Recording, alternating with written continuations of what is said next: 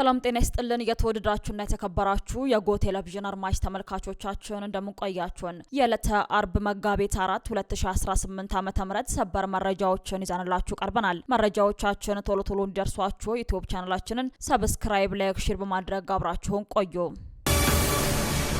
አምባሳደር ጀነራል ባጫ ደበሌ የጠቅላይ ሚኒስትር ዶክተር አብይ አህመድን የዩኤ ጉዞ ወደ ጦር ግንባር ከመዝመት ጋር የሚስተካከል ጀግንነት ነው ሲሉ ተናገሩ።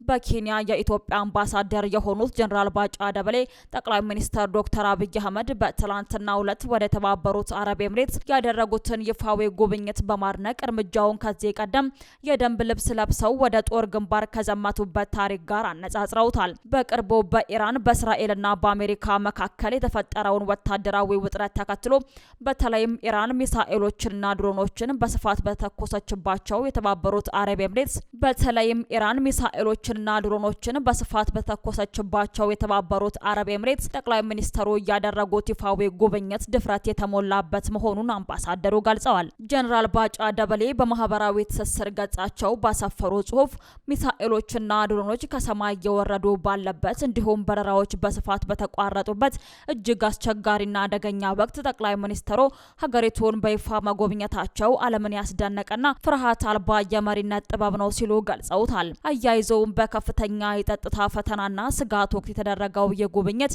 ኢትዮጵያ ከተባበሩት አረብ ኤምሬትስ ወንድምና እህቶቿ ጋር ያላትን ጥልቅ አጋርነት፣ የጠበቀ ወዳጅነትና ቁርጠኝነት በተግባር ያረጋገጠ መሆኑንም አስገንዝበዋል። ጀነራል ታደሰ ወረደ ተዘጋጅቶ መቆየት ወሳኝ ነው ሲሉ ተናገሩ። ፕሬዝዳንቱ በመቀሌ ከተማ በተካሄደው የአጼ ዮሐንስ መታሰቢያ ላይ በክብር እንግድነት ተገኝተው ባደረጉት ንግግር ሁልጊዜ ተዘጋጅቶ መጠበቅ አስፈላጊ መሆኑን ገልጸዋል። በዚሁ ዝግጅት ላይ ባደረጉት ንግግር የሰላም አማራጮችን ተጠቅሞ መሳካት ካልቻለ ተሸንፎ መኖር አማራጭ ባለመሆኑ ተዘጋጅቶ መቆየት ወሳኝ ጉዳይ ነው ብለዋል። የአጼ ዮሐንስ የመስዋዕትነት ቀን ተዘክሮ በዋለበት ቀን ንግግር ያደረጉት ፕሬዝዳንቱ ዕለቱን እየዘከርን ያለነው በምቾት ውስጥ ሆነን ሳይሆን ከባድ ውጥረት በሰፈነበት የፖለቲካ ሁኔታ ውስጥ ሆነን ነው ያሉ ሲሆን ጀነራል ታደሰ አክለውም በእጃችን ያለውን አንጻራዊ ሰላም ተንከባክበን የያዘን ቢሆንም ከአቅም በላይ የሆኑ ግፊቶችና ኃይሎች ሲመጡ መምረጥ የማይገባህን ነገር እንድትወስን የምትገደድበት ሁኔታ ይፈጠራል። በመሆኑም ይህንኑ ሰላም ከኛ ቁጥጥር ውጪ በሆነ ኃይል ልናጣው ስለምንችል በማንኛውም ሰዓት ተዘጋጅቶ መቆየት ወሳኝ ጉዳይ መሆኑን አስምረውበታል። መረጃው የታይምስ መረጃ ነው።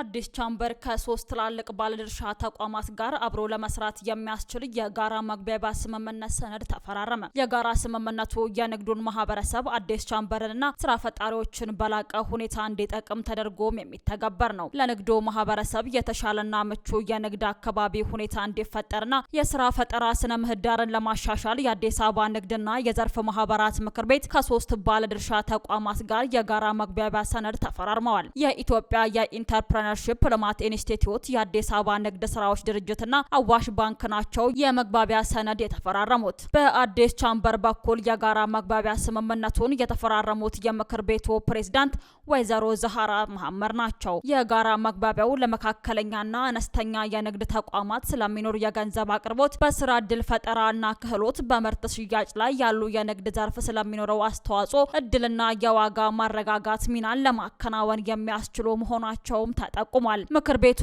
ከተቋማቱ ጋር በገባው ስምምነት መሰረትም ስራዎቹን በጽህፈት ቤቱ በኩል ተግባራዊ ለማድረግ የሚያስችል ምቹ ሁኔታ እንደሚፈጥር ተጠቅሷል። በኢንተርፕረነርሺፕ ልማት ኢንስቲትዩት በኩል ዋና ስራ አስፈጻሚው ዶክተር ሀሰን ሁሴን፣ በአዲስ አበባ ንግድ ስራዎች ኮርፖሬሽን በኩል ዋና ስራ አስፈጻሚው አቶ መስፍን አሰፋ እንዲሁም በአዋሽ ባንክ ደግሞ አቶ መልካሙ ታደሰ ተፈራርመዋል። አዲስ ቻምበር ከዓለም አቀፉ የግል ኢንተርፕራይዝ ማዕከል ጋር በመተገባበር በገንዘብና በመስሪያ ቦታ አቅርቦት ለግሉ ዘርፍ ልማት በሚል ታላቅ የመንግስትና የግሉ ዘርፍ የምክክር መድረክ በካፒታል ሆቴል ተካሂዷል።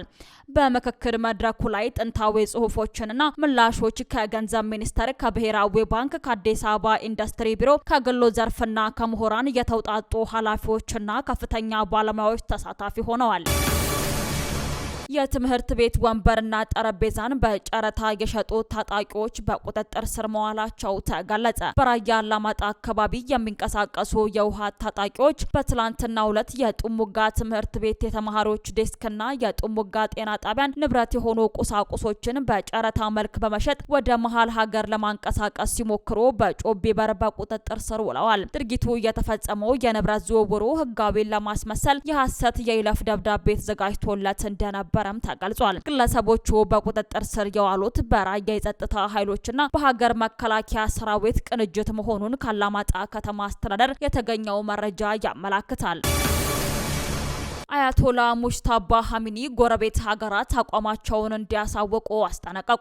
የኢራኑ ጠቅላይ መሪ አያቶላ ሙጅተባ ሁሴን ኻሜኒ በሀገሪቱ ላይ ለሚፈጸሙ ጥቃቶች የሚወሰደው የበቀል እርምጃ ተጠናክሮ እንደሚቀጥልና የአሜሪካ የጦር ሰፈሮችን የሚያስተናግዱ የጎረቤት ሀገራትም አቋማቸውን እንዲያሳውቁ አስጠንቅቀዋል። ጠቅላይ መሪው በሰጡት መግለጫ ኢራን የምትፈልገው በቀል ለታላላቅ መሪዎቿ ሰማዕትነት ብቻ እንዳልሆነም ገልጸው በጠላት የሚገደል እያንዳንዱ ዜጋ ራሱን የቻለ የበቀል ምክንያት ነው ብለዋል። እስካሁን የተወሰዱ የአጸፋ እርምጃዎች ጥቂቶች መሆናቸውንና በቀሉ ሙሉ በሙሉ እስኪፈጸም ድረስ ጉዳዩ እንደማይዘጋም አስገንዝበዋል። ሙጅተባ ኻሜኒ አክለውም የአሜሪካ የጦር ሰፈሮች የሚገኙባቸው የመካከለኛው ምስራቅ ሀገራት ሰፈሮችን በአስቸኳይ እንዲዘጉ አሳስበዋል። በቅርቡ በተፈጸሙ ጥቃቶች ወቅት እነዚህ የጦር ሰፈሮች ጥቅም ላይ መዋላቸውን የገለጹት መሪው የኢራን ኃይሎች ሀገሪቱን ሳይሆን የጦር ሰፈሮችን ብቻ ኢላማ ማድረጋቸውንም ተናግረዋል። ከአሁን በኋላም ይህንን እርምጃ ለመቀጠል እንገደዳለን ያሉት ሙጅተባ ኻሜኒ የጦር ሰፈሮቹ በኢራን ላይ ጥቅም ላይ የሚውሉ ከሆነ ጥቃቱ ተጠናክሮ እንደሚቀጥልም አሳውቀዋል። እንዲሁም እነዚህ ሀገራት በትውልድ ሀገራችን ላይ ጥቃት በሰነዘሩና ህዝባችንን በገደሉ አካላት ላይ ያላቸውን አቋም በመግለጽ መወሰን አለባቸው በማለት የውጭ የጦር ሰፈሮች በተቻለ ፍጥነት እንዲዘጉ መክረዋል። ሙጅተባ ኻሜኒ በመግለጫቸው የሆርሙዝ ወሽመጥ ዝግ ሆኖ ይቆያልም ብለዋል። በተያያዘ ዜና ሞተዋል የተባሉት የአያቶላ አሊ ኻሜኒ ሚስት በህይወት መኖራቸው ተገለጸ። የኢራን አብዮታዊ ዘብ ተባባሪ የሆነው ፋርን ኒውስ ኤጀንሲ የቀድሞ የኢራን መንፈሳዊ መሪ አያቶላ አሊ ኻሜኒ ባለቤት ማንሱሬ ኮጃስቴ በህይወት መኖራቸውን አሳውቋል። ባለቤታቸው ላይ በደረሰ ጥቃት መገደላቸውን ወይም በኮማ ውስጥ መሆናቸውን የሚገልጹ ዘገባዎች በስህተት የተሰራጩ መሆናቸውንም ኤጀንሲው ገልጿል። የአሜሪካ ነዳጅ ጫኝ የጦር አውሮፕላን በኢራቅ ተከሰከሰ።